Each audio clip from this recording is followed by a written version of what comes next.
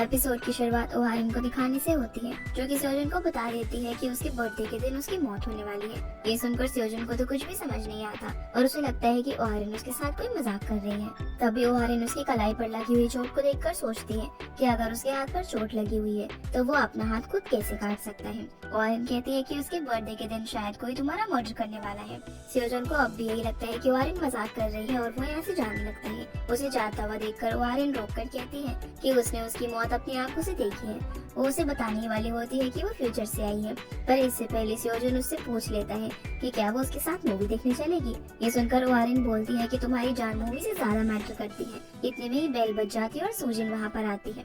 उसके वहाँ पर आते ही स्योजन वहाँ से चला जाता है और सूजन ओहारिन से पूछती है कि आखिर वो अपनी क्लास छोड़कर कहाँ घूम रही थी। ओहारिन बताती है कि वो स्योजन को क्लिनिक लेकर गई हुई थी। सूजन उससे पूछती है कि आखिर उसका हाथ अब कैसा है, तो ओहारिन बताती है कि अब उसकी कंडीशन काफी बेहतर है। इतने में ही सूजन उसे बोलती है कि आखिर किम कितना सेल्फिश और कावर्ड है, जिसका नाम सुनकर ओहारिन सोचती है कि उसे ना शायद अब किम को इन्वेस्टिगेट करना चाहिए, क्योंकि वो सूजन को हेट करता है। इसके बाद ओहारिन अपनी क्लास में बैठकर कातिल का पता लगाने के बारे में सोच रही थी कि तभी सूजन उससे पूछती है कि क्या वो उनके साथ छुट्टी के बाद खाना खाने चल रही है। जिस बात को सुनकर ओहारिन पहले तो उसे मना कर देती है, पर जैसे उसे पता चलता है कि सूजन भी वहाँ पर आ रहा है तो वो मान जाती है। स्कूल से बाहर जाते वक्त वो सूजन से उसके साथ अकेले में कहीं चलने को कहती है, पर ओहारिन के फ्रेंड उनकी बातें सुन लेते हैं और वो उन दोनों को अपने साथ खींच कर ले जाते हैं और उनसे कहते हैं कि अब वो उन्हें धोखा देकर कहीं पर नहीं जा सकते, उन्हें उनके साथ ही खाना खाना होगा।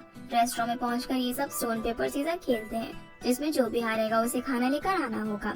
सूजन इस गेम में हार जाती है, पर वो अकेले जाने की जगह सबको अपने साथ ले जाती है और ओहारिन यहाँ पर अकेले बैठी रह जाती है। तभी उसे आइडिया आता है कि अगर वो सूजन की कुछ रिसेंट में क्लिक की हुई पिक्चर्स को चुरा लेगी तो वो उन्हें जलाकर वापस से पास में जा सकती है और उसे इन्वेस्टिगेशन के लिए थोड़ा और टाइम मिल सकता है। ये सोचकर वो सूजन का बैग चेक करने लगती है, जहाँ उसे सूजन की क्लिक की हुई कुछ पिक्स मिल जाती है और उनमें से एक पिक लेकर वो स्टोर से लाइटर खरीदने के लिए चली जाती है। इसी बीच जब बाकी सभी लोग खाना लेकर यहाँ पर पहुँचते हैं तो देखते हैं कि ओहारिन वहाँ पर नहीं है। ये देखकर सूजन बोलता है कि वो वॉशरूम जा रहा है, पर वो असलियत में ओहारिन को ढूंढने के लिए चला जाता है।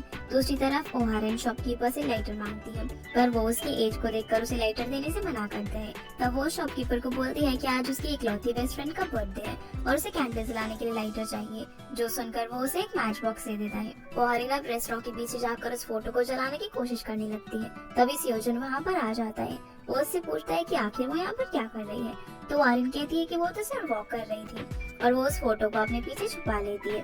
वो यहाँ पर सूजन को बताने के लिए जा ही रही थी कि वो फ्यूचर से आई है, पर इतने में ही यूशांग वहाँ पर आ जाता है। दूसरी तरफ हम सूजिन और उसके बॉयफ्रेंड को देखते हैं, जो कि अपनी डेट के लिए प्लान कर रहे थे। तभी यहाँ ये तीनों पहुँच जाते हैं। सूजिन उन्हें देखकर पूछती है कि आखिर ये तीनों कहाँ चले गए थे, तो ये दोनों बोलते हैं कि ये ना ओहारिन को ढूंढने के लिए गए थे। जो सुनकर सूजिन कहती है कि ओहारिन कोई बच्ची थोड़ी ना है जो तुम दोनों उसे ढूंढने के लिए चले गए थे। तभी ओहारिन कहती है कि उसे अब जाना होगा, क्योंकि उसे उसकी मॉम ने जल्दी घर बुलाया था। सूजन उससे पूछती है कि क्या वो अकेले जा रही है, तो वो उसे बताती है कि सूजन भी उसके साथ जा रहा है, क्योंकि उसे भी घर जल्दी पहुंचना है। सूजन यहाँ पर उसे कहने वाला होता है कि उसे कोई जल्दी नहीं है, पर ओहारिन के इशारा करने पर वो उसके हाँ में हाँ मिला देता है। फिर ये तीनों सूजिन और किमयुई को छोड़कर वहाँ से चले जाते हैं, जहाँ बस स्टैंड पर खड़े होकर ओहारिन सोच रही थी कि वो सूजन को बस में सब कुछ बता देगी, पर यूनसोंग भी उनके साथ बस में चढ़ जाता है और ओहारिन को मौका नहीं मिल पाता। कुछ ही देर में ओहारिन का स्टॉप आ जाता है और उसे बस से उतरना पड़ता है, जहाँ सूजन बैठे बैठे ओहारिन की सुबह की बातों के बारे में ही सोच रहा था कि कैसे वो उसे बोल रही थी कि उसने उसे मरते हुए देखा है। तभी फ्लैशबैक के जरिए हमें दिखाया जाता है कि सूजन ने ओहारिन के हाथ में कोई फोटो देखी थी जब वो उसे ढूंढने के लिए रेस्टोरेंट के पीछे गया था। वो जब अपने बैग में चेक करता है तो उसे पता चलता है कि उसके बैग में से एक फोटो गायब है। ये देखकर वो जल्दी से बस रुकवाता है और उतरकर ओहारिन के पास जाता है, जहाँ वो देखता है कि ओहारिन उस फोटो को जला चुकी थी, पर इस बार कुछ भी नहीं होता। सूजन अब ये देखकर उसके पास जाता है और उसे बोलता है कि क्या वो सच में फ्यूचर से आई है। इसके बाद हमें फ्लैशबैक का सीन दिखाया जाता है, जहाँ पर हम 2009 की सूजन को देखते हैं, जो कि अपनी ड्रॉअर में से ओहारिन की क्लिक की हुई एक फोटो निकालता है और उसे जलाकर पास में चला जाता है। पास में जाकर वो भागते हुए ओहारिन के पास जाता है, जो कि फोन यूज करते वक्त सीढ़ियों से उतर रही थी। वो वहाँ से गिरने ही वाली थी, पर सूजन उसे बचा लेते हैं। फिर हम उसे एक और पिक जलाकर पास में जाता हुआ देखते हैं, जहाँ की ओहारिन को एक बॉल आके लगने ही वाली थी, पर सेओजुन ठीक टाइम पर आकर उसे बचा लेता है। अगले सीन में ओहारिन एक साइकिल से टकराने वाली थी, पर सेओजुन उसे इससे बचा लेता है। फ्लैशबैक खत्म होता है और हमें पता चलता है कि सेओजुन ये सारी बातें ओहारिन को बता रहा था। जो सब सुनकर ओहारिन उसे कहती है कि इन सब का मतलब ये है कि वो इतने दिनों से टाइम ट्रैवल करके उसकी हेल्प कर रहा था। सेओजुन कहता है कि ये सब उसका सीक्रेट है जो कि सिर्फ वही जानता है, पर उसे काफी दिनों से ओहारिन पर शक था क्योंकि वो बहुत ही अलग बर्ताव कर रही थी। पहले तो उसने उसे हक कर लिया था और फिर ओहारिन ने उसकी मॉम को टेक्स्ट करने में हेल्प की और यहाँ तक कि वो ये भी कह रही थी कि सेओजुन मरने वाला है। ये सब बता देने के बाद वो वापस से ओहारिन को पास टाइम ट्रैवल करने के लिए मना करता है, जिस पर ओहारिन बोलती है कि वो उसे बचाना चाहती है। वो बताती है कि कैसे सेओजुन के मरने के बाद उसके लिए वो 10 साल काटने कितने मुश्किल थे। इतने में ओहारिन प्रेजेंट में वापस आ जाती है, जहाँ आने के बाद वो काफी रोने लगती है और गुस्से में बाकी की 2 फोटोज को फाड़ने ही वाली थी कि तभी उसे सुजिन का कॉल आ जाता है। सुजिन अब उसे मिलने के लिए कैफे में बुलाती है और वहाँ पर टेबल पर रखे हुए 2 कप्स को देखकर ओहारिन पूछती है कि ये दूसरा कप किसका है, तो सुजिन बताती है कि ये कप यूकिम का है। वो उसे बताती है कि उनका झगड़ा हो गया है और सुजिन को लगता है कि अब उन्हें ब्रेकअप कर लेना चाहिए। ये सब सुनकर ओहारिन उसे बताती है कि रिलेशनशिप में तो लड़ाइयाँ चलती ही रहती है और बोलती है कि ये बात उसने तब रियलाइज करी थी जब उसने ये एक्सपीरियंस करा था। ये सब सुनकर सुजिन उससे पूछती है कि तुम तो सिर्फ सेओजुन को पसंद करती थी ना, और उसके मर जाने के बाद तुम किसी के साथ भी रिलेशनशिप में नहीं आई। ये सुनकर ओहारिन 28 साल की सेओजुन को याद करती है जो कि डॉक्टर था, पर पास्ट बदल जाने की वजह से वो सब कुछ गायब हो चुका था। ओहारिन सुजिन को बताती है कि वो सेओजुन की क्लिक करे हुए फोटो को जलाकर पास्ट में गई थी और उसने उसे बचाने के लिए काफी कोशिश की और वो कामयाब भी हो गई थी। और जब वो दूसरी बार पास्ट में गई और वापस आई तो सेओजुन वापस से गायब हो चुका था और अब सेओजुन भी चाहता है कि वो उसे बचाने के लिए पास्ट में वापस ना जाए। ये सब सुनकर सुजिन को तो लगता है कि शायद ना ओहारिन अपने सपने के बारे में बात कर रही है और उसे बोलती है कि भला वो कब से सेओजुन की बात मानने लग गई। वो कहती है कि उसे कुछ भी करके सेओजुन को बचाना चाहिए था, जो सुनकर ओहारिन मोटिवेट हो जाती है और सोचती है कि शायद उसे वापस जाना ही होगा। इसके बाद ओहारिन वॉशरूम में जाकर एक फोटो चलाती है और वापस से पास में चली जाती है। पास में जाकर वो फोटोग्राफी स्टूडियो में जाकर इन्वेस्टिगेशन करने लगती है। तभी उसे जमीन पर पड़े कुछ फोटोज दिखाई देते हैं। जब वो उसे उठाने के लिए झुकती है तो उसके ऊपर शेल्फ गिरने ही वाला था, पर सेओजुन आकर उसे बचा लेता है। वो उसे पूछता है कि आखिर वो फिर से पास में क्यों आई है और उसे बताने लगता है कि ये शेल्फ उसके ऊपर इसलिए गिरने वाली थी क्योंकि वो पास्ट में आई है। लेकिन ओहारिन कहती है कि इसका गिरना सिर्फ एक कोइंसिडेंस है। तब सेओजुन उसे बताता है कि वो जब भी हाई स्कूल में ओहारिन को बचाने के लिए टाइम ट्रैवल करता है, हर बार उसके साथ कुछ न कुछ बुरा होता है। ये सुनकर ओहारिन भी याद करती है कि जब से उसने ये सब शुरू किया है उसके साथ काफी बुरी चीजें हो रही है। पहली बार तो उसके घुटने में चोट लग गई थी और दूसरी बार उसकी फ्रेंडशिप सुजिन से टूट गई थी। इसके अलावा सेओजुन की बहन का भी एक्सीडेंट हो गया था। दूसरी तरफ हम युनसोंग को देखते हैं जो कि सुजिन से ओहारिन के बारे में पूछता है, तो वो उसे बता देती है कि वो फोटोग्राफी रूम में गई है। ये सुनकर वो भी उस रूम की तरफ जाने लगता है। दूसरी तरफ सुजिन ओहारिन से पूछता है कि आखिर वो फोटोग्राफी रूम में क्यों इन्वेस्टिगेट कर रही है, तो ओहारिन बताती है कि वो यहाँ पर इसलिए आई है क्योंकि सेओजुन की मौत यहीं पर हुई थी। इसके बाद ओहारिन बुक्स उठाने के लिए झुकती है और देखती है कि किसी ने टेबल की एक टांग काट रखी थी। वो ये चीज सेओजुन को भी दिखाती है। इसी बीच हम देखते हैं कि फोटोग्राफी रूम के बाहर खड़ा होकर युनसोंग उनकी बातें सुन रहा था और सोचता है कि आखिर ये लोग क्या बातें कर रहे हैं। तभी हमें दिखाया जाता है कि जिस वक्त सेओजुन को पता चलता है कि ओहारिन टाइम ट्रैवल कर रही थी, उस समय युनसोंग भी वहीं पर था जो कि ओहारिन को गिफ्ट देने के लिए आया हुआ था। पर वो टाइम ट्रैवल की बात सुन लेता है और उनकी बातें सुनकर वो काफी कंफ्यूज हो जाता है और सोचता है कि आखिर ये सब कैसे हो सकता है। दूसरी तरफ हम सेओजुन को देखते हैं जो कि फोटोग्राफी रूम की शेल्फ में कैमरा लगा देते हैं जिससे वो कत्ल की टाइम की फोटो क्लिक कर सके। वो बोलता है कि अगर कत्ल करने वाला यहाँ पर रोज नहीं आता होगा तो वो उस कैमरा को नहीं पहचान पाएगा। जिस पर ओहारिन बोलती है कि अगर वो मर्डरर यहाँ पर रोज आने वालों में से है तो। जिस पर सेओजुन उससे पूछता है कि क्या उसे हमारे किसी फ्रेंड पर शक है। जिस पर ओहारिन बोलती है कि शक करने के लिए तो हमारे पास कोई भी एविडेंस नहीं है, पर उसे लग रहा था कि कत्ल करने वाला उनमें से ही कोई एक है। जो सुनकर सेओजुन उसे बताता है कि अगर उसे मर्डर की पिक मिल गई तो वो उसे ईमेल कर देगा। जिस पर ओहारिन पूछती है कि आखिर वो उसे फ्यूचर में कैसे ईमेल कर पाएगा, तो सेओजुन बताता है कि अगर वो आज ओहारिन को ईमेल करता है तो 10 साल बाद भी वो उसे देख सकती है।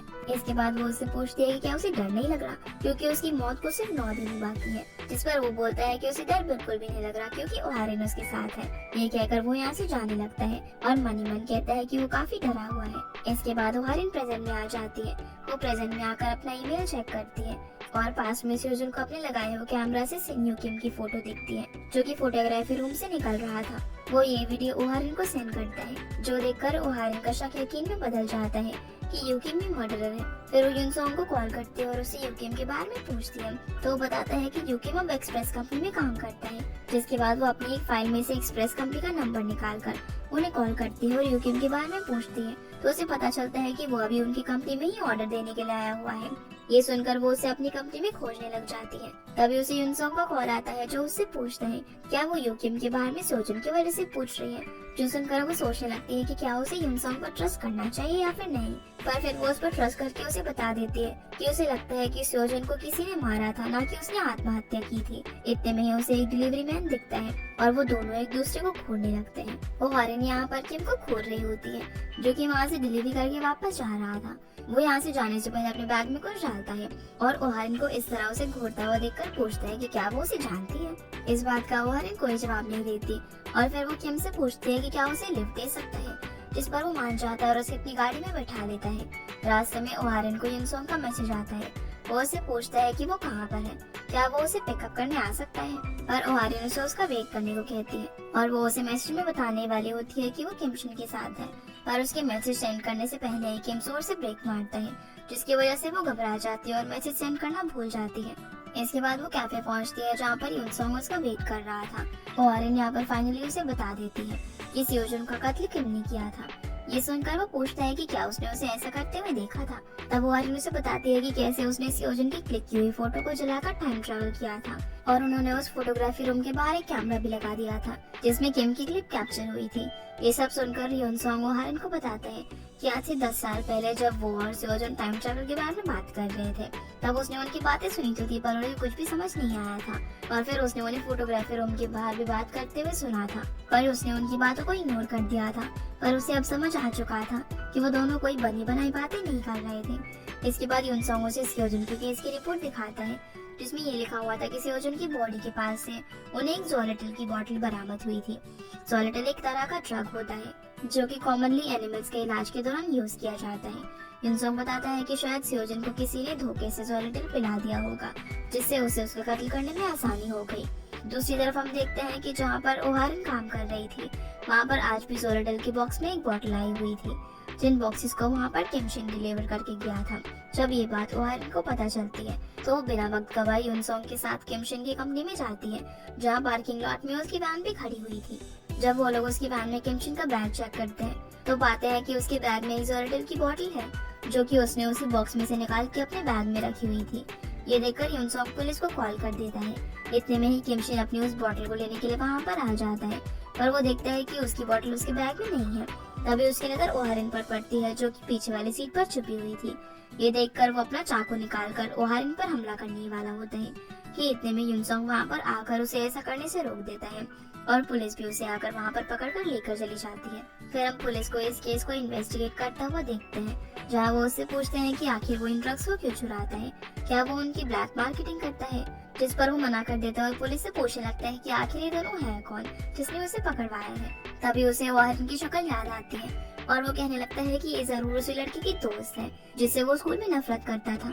इसके बाद ओहारिन पुलिस से पूछती है कि क्या उसने कत्ल के बारे में कुछ बताया, जिस पर ऑफिसर उसे बताता है कि अगर वो आज ज़ोलेटिल यूज करता है इसका मतलब ये नहीं कि वो 10 साल पहले भी इसे यूज करता हो, इसीलिए उनके पास कोई भी ठोस एविडेंस नहीं है कि वही कातिल है। इधर किमशिन दूसरे इन्वेस्टिगेटर से कह रहा था कि सियोजुन के साथ जो कुछ भी हुआ अच्छा हुआ क्योंकि वो दूसरों के सामने अच्छा बनने की एक्टिंग करता था। वो पूछता है कि क्या सियोजुन ने खुद को मारा था, जिस पर वो जोर जोर से हंसने लगता है। इतने में ही दूसरा इन्वेस्टिगेटर वहाँ पर आ जाता है और उससे पूछता है कि क्या उसने उसे मारा है, जिस पर वो कहने लगता है कि आखिर सभी लोग उसी पर क्यों शक कर रहे हैं, उसने सियोजुन को नहीं मारा पर उसने कातिल को देखा जरूर था। इसके बाद हमें एक फ्लैशबैक का सीन दिखाया जाता है जिसमें किमशिन फिर से किसी टेबल का लेग काटने के लिए फोटोग्राफी लैब में चला जाता है और वो देखता है कि रूम के अंदर हाइमिन है जिसने सियोजुन की सारी पिक्स जला दी थी और उसके हाथ की नस भी काट दी थी। इसी के साथ ये एपिसोड यहीं पर खत्म हो जाता है। तो क्या हाइमिन ने ही सियोजुन को मारा था, इस बात का पता तो हमें अगले एपिसोड में चलेगा। तो चैनल को सब्सक्राइब करके बेल नोटिफिकेशन ऑन कर लीजिए ताकि आपको आने वाले वीडियो की नोटिफिकेशन मिल जाए और आपसे मिलते हैं अगले वीडियो में। तब तक के लिए गुड बाय।